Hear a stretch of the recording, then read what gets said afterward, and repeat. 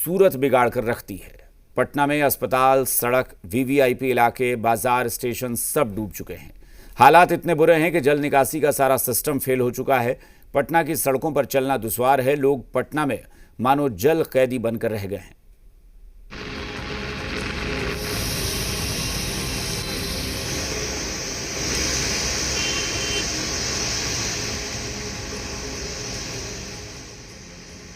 मूसलाधार बारिश से पटना का बुरा हाल है।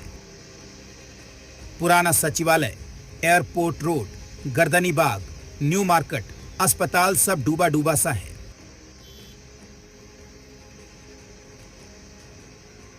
सबसे पहले पटना के लाइफलाइन की तस्वीर देखिए।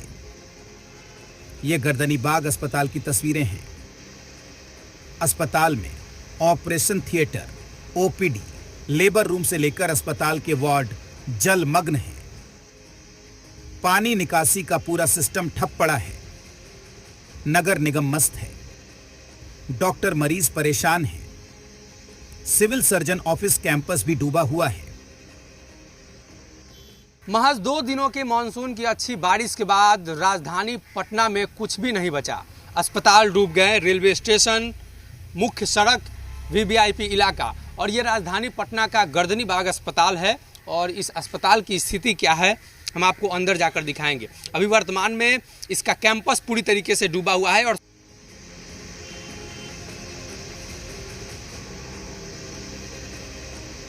ये पाटलिपुत्र कॉलोनी की स्थिति है। देखिए पाटलिपुत्र कॉलोनी के डाकघर परिसर का हाल। 2 दिनों परिसर डूबा हुआ है। जल निकासी का सिस्टम फेल है।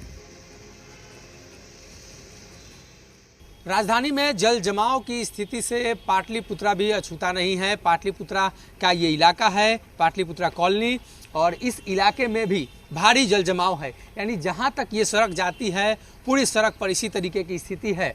और यहाँ से जो दूसरा लिंक पथ है उस सड़क पर भी कमोबेश इसी प्रकार की स्थिति है। ये कह सकते हैं कि नगर निगम की तरफ से जो तमाम तैयारियां की गई थी वो तैयारी धड़ी की धड़ी रह गई और पूरे इलाके जलमग्न हो चुके हैं। पटना के अटल पथ तो मानो कोई समंदर उतर आया हो। देखिए कैसे पानी पर गाड़ियां दौड़ रही हैं। राजधानी पटना के अलग अलग इलाकों में जल जमाव की स्थिति है। और ये पटना का सबसे हाईटेक सड़क अटल पथ का इलाका है। और अटल पथ का ये सर्विस रोड है। और यहाँ पर भी कई जगहों पर 2 फुट तो कई जगहों पर 1 फुट पानी लगी हुई है। और सुबह से ही इसी तरीके की यहाँ की स्थिति है। पुराना सचिवालय का परिसर स्विमिंग पूल बना है। कर्मचारियों को हाथों में जूता लेकर दफ्तर जाना पड़ता है। सोचिए पानी निकासी का इससे बदतर इंतजाम और क्या हो सकता है। कल रात हुई बारिश के बाद अब भी राजधानी पटना में स्थिति उसी तरीके की है। और जो लोग हैं वो हाथों में जूते लेकर अपने कार्यालय की तरफ जा रहे हैं। और ये अधिवेशन भवन का गेट है। यहाँ से काफ़ी संख्या में जो कर्मचारी हैं, यहाँ जो काम करते हैं, जो लोग हैं वो गुजर रहे हैं। और ये विधानसभा से एयरपोर्ट जाने वाली मुख्य सड़क है। इसी इलाके में कई मंत्री, विधायकों और पटना हाई कोर्ट के जज का भी आवास है। लेकिन हालत देखिए। पिछले 2 दिनों से रुक रुक कर लगातार बारिश हुई है। रविवार और शनिवार को जोड़ा जाए तो 155 mm राजधानी पटना में बारिश हुई है।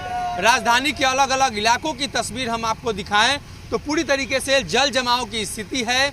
और ये जो सड़क है हज भवन की तरफ जाता है, पटना एयरपोर्ट की तरफ जाता है। और तमाम जो मंत्री और जजेस के आवास है इसी रास्ते में है।